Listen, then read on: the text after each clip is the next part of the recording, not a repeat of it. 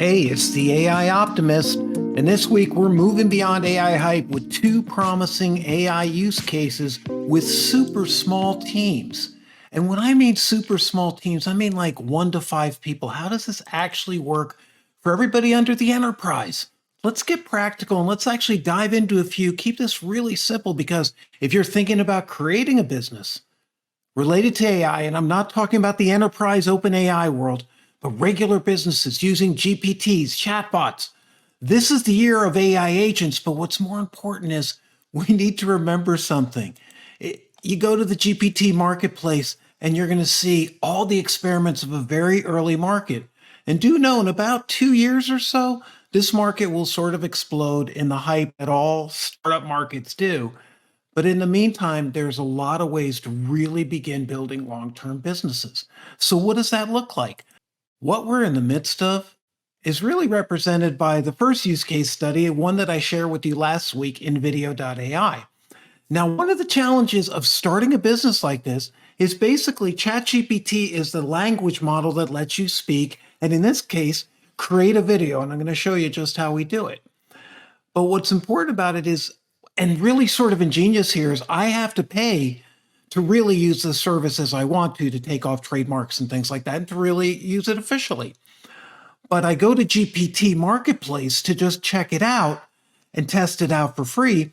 It's almost from a business model, this GPT Marketplace, which is going to try to sell, and all these are evolving. But a great model is lead generation. Drive them to your site, get them to register at your site, use GPT Marketplace for almost an advertising, and hopefully they do integrate some of the tools. But I did found I ended up going to theirs because it was just easier than using the tools together. Now, that may not be what you would do, but when you go into Video Maker, you start jumping into sort of a different UI, right? We're totally out of that. Again, what I talked about in episode 29, the blank slate, how these things just sort of sit in our face. But we go from the blank slate to, quite honestly, one of the nice examples of what I would say UI, user interface, and AI. A lot of people are just relying on the blank box. It all sort of looks the same. I'm not trying to make it all sort of over decorated, but the fact is there's this little white box. And as we learned in episode 29, many people get intimidated by looking at that because it's not intuitive to them. They haven't been trained or upskilled on how to use it, right? So one of the real keys that we have to remember that I really liked about NVIDIA was they brought me to this really cool, very simple, very mobile kind of interface. You see the ones I've downloaded, the ones I've created. But let's say we want to create an AI video. I click on that. Again, I am a paid member of INVIDEO AI, so I can do this. So let's say AI people first. Show me a video of why people should be the center of AI development, right? I'm just doing this just like ChatGPT and generate a video. Now, you want to probably go in much longer. You can also use your own scripts and create videos out of them. So what this is doing is allowing me to converse with NVIDIO. So again, as a business, they're using ChatGPT licensing APIs and all this stuff that's going on obviously creates costs for them. And they have it factored into the cost you'll charge. And you'll notice that with a lot of AI apps, they all tend to be $20, $25, $50. As they're processing the video, this is from Altamira last year, about March 2023. But the cost of creating an app, because even if you're creating a GPT like something as complex as InVideo, which is sort of a advanced app, with a lot of different calls to different sort of, you'll see clip art places, clip video places, because we don't yet have that killer app that's coming out probably this year, where it's going to be like a mid-journey of video. Nobody's sure who's going to take that, but we're still bringing in clip art, right? And you have people used to creating really unique, what appears to be unique art. Could they do that with video? So that's coming, and that's probably what InVideo also banks on. But for now, you have to use what you have, the tools. So what's the cost? There's the ChatGPT API license. You've got to go to use their model so you can talk to the data like we are. That's really what's called a wrapper, an API wrapper in some contexts. I'm not quite sure with NVIDIO. But what they do is they sort of wrap ChatGPT around it so you can converse, and they do either a lot of little things or they just give you content so you can use that and try to create a business out of it. Follow up. I'm going to show you that in podcasting in a little bit. A development team that can cost anywhere from 2,000 on the low end. And remember, this is just doing a simple text-based app up to maybe 15, 25 grand. You have design. You saw the UI in INVIDEO. That stuff just doesn't come out of the blue. You have a designer at the low end of 500, high end of 5,000. Features and functionality, maintenance costs, and then, of course, your ongoing server costs. So what you're doing there is going anywhere from a cost of maybe 4,100 to a cost of upwards of 40,000 or higher. This is just Altamare's little point. No one is promising prices here. And I, by the way, don't get promoted for anyone who's on these videos, just to let you know. There's not anybody here paying me to say anything. I just really think their products are good. Even though what we're trying to do is really simple. INVIDEO allows me to go and basically to share what I have. And this is a video that I created. And if you click on edit, you're going to see a series of capsules that I can, by the way, change. I can pick one of mine and replace it. You'll see the word replace comes up. It also allows me to edit the script or edit the titles. I mean, it's just very much point and click, and you can certainly upload your own. So the thing I really loved about INVIDEO was the simplicity. The first one was a real wow factor. Does that wow factor continue? OpenAI, Microsoft, Google all put these like video tools inside their suites. Will Adobe put it in? You have these really bigger companies that are assimilating a lot of early stuff. So that can easily take your business away. And this isn't against INVIDEO. It's just a challenge of a very young business where something's really great. You have billion-dollar players who might replicate that on you. A great example of this, I got this from button.io, which allows you to do no-code apps. It does obviously take a little intelligence, and I'm sure programmers and engineers will probably do better than the rest of us. But what they charge you for when you pay for the app is processing a payment, communicating with an API, or searching through your database. They call it a monthly workload. So this is just an idea to keep in mind that there will be added costs, but these are really done with like 1 to 5 person teams. I'm not sure if that officially with INVIDEO, but I can tell you.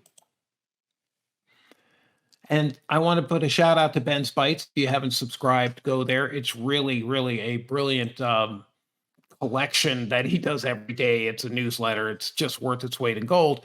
And he was talking about people doing business, doing it well with very small teams. And one of them that came up was PodNotes.app, where you basically get transcripts, summaries, show notes, social media content, blogs, and newsletters. Now, here's the great thing. Notice from a business model, what they're doing here is allowing you to basically get things that you could probably do on your own, but be able to click a button. And it's what ChatGPT, what LLMs tend to do really well. Summaries, notes, transcripts, things like that. It's really brilliant. And as we scroll up, you're going to see other product features. They basically allows you to chat with it and create all of this. And at a price point that is really, I'll show you in a second, really reasonable. It lets you do audiograms. These are the ones you can sort of post and have a look around at, like, just your audio, and it sort of shows. So it's a way to share your podcast visually, because everybody's got to do video. Remember, that's why INVIDEO and video is the big thing this year. It's just going to pop. Everybody wants videos. Best in class features. And so again, they do the newsletters, titles, headlines, chapters. They're basically text-based. This is, and according to what I read on Ben's Bites in his research, is actually a company that's just, I think, a single person who actually does this and is able to wrap this around, largely because this is very text-based. You notice with INVIDEO, all of a sudden we're pulling in different images, okay? That's sort of tricky because when you do pull in different images, it's clip art, okay? At this stage it is. And so when I was doing AI videos, a lot of times I would see overlapping clip art. That's not a complaint against INVIDEO. It's just, how do you go somewhere that doesn't feel like clip art? Because we don't have a mid-journey of video. Now with PodNotes, what's really brilliant is he's doing this. And then his price points are so simple that I can't imagine Somebody looking at this and saying, okay, $19.29 or $49 a month, basically for 200 minutes, 600 minutes of unlimited content, unlimited audiograms, magic chat so you can talk with it, all easy. And what's great is all of this is very text-based. What that does is save them on costs. What that does is really factor in what you should be thinking about when you're creating your AI business. At the end of the day, you want to net. I would prefer to net 33%, but let's say 20, 25% on the low end. Now, when you start up, it may be a lot lower. You got to make money. But if you're not creating a business that nets 20% or higher, and quite honestly, 25 or 33%, you're going to have a tough time. Because even when you see something like this, what's really interesting is he has an affiliate program, if you sign up, that he pays 30% commissions, 30% of the price. And that's very fair. And coming from a partnership level, it also shows that he has margin he can make up here. Why? Because all he's really doing is dealing with the Chat GPT licensing price, tokens, how much come and go. He knows what his bandwidth is. But it's not like the kind of thing that if somebody does an image, they're going to keep banging, creating images. If you ever seen a Midjourney, I mean, people create tens, hundreds of images. That really costs and processor costs. They make it up in money.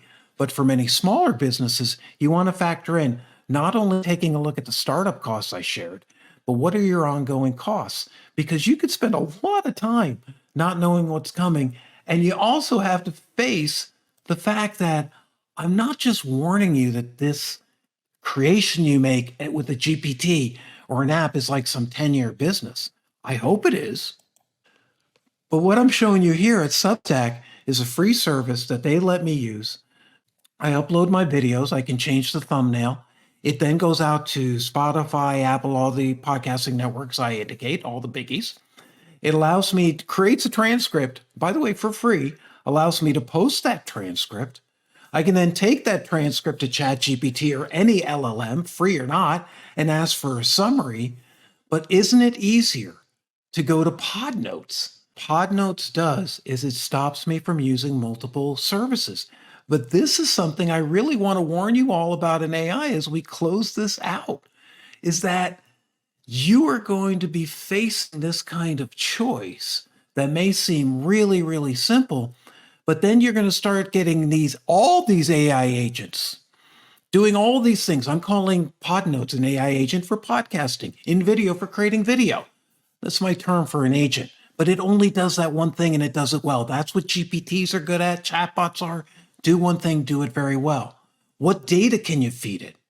I've seen real estate sites who are using it because they're feeding a great database along with an ability to chat with the data using ChatGPT. That's where it lets us communicate to math, to Excel spreadsheets, to PodNotes in normal language. So what we've looked at, these business cases are a video that's up and coming, but somebody else who took something that frankly is available for free and elsewhere, and probably could do most of this on ChatGPT yourself. But that's the whole point of paying to have one of these GPTs or PodNotes apps help you. Because what it does as a business, it's really one of the only ways I've seen for people to get into technical and be able to deliver a product. You can use button.io. Now that's way simple because you got to think like it. You have to think about the details. You have to really create a value. But if you do it, some people are doing quite well.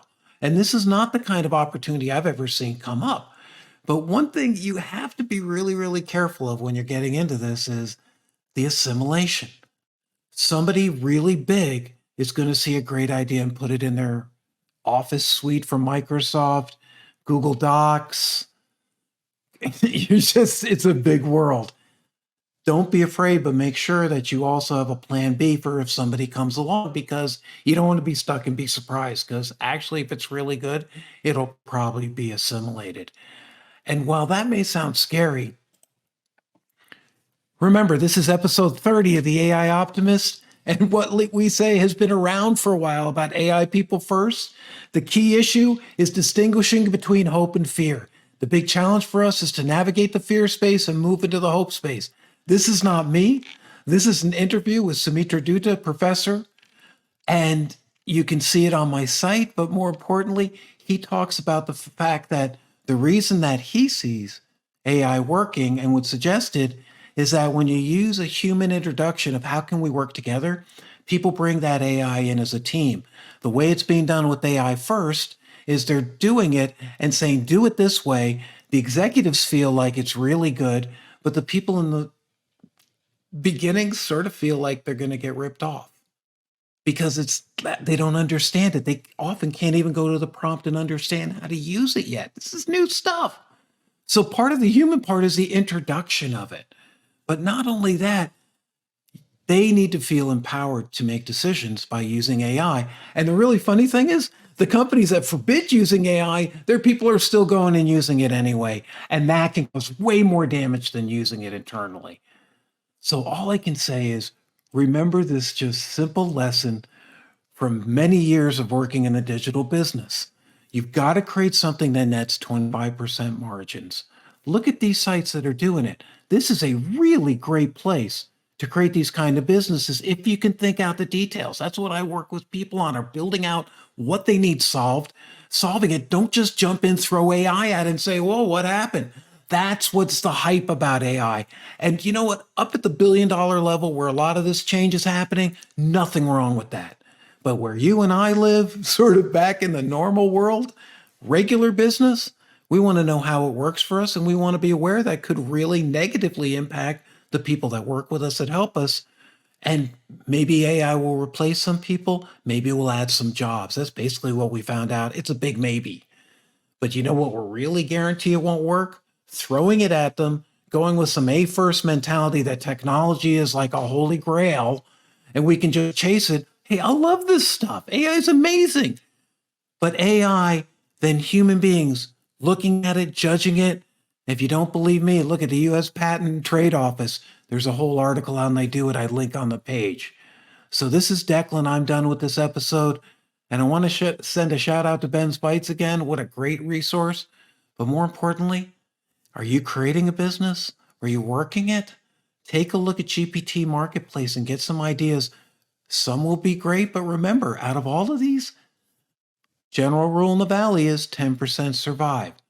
So be aware, be flexible and adaptable. Remember, it's early days. Don't expect anything to work.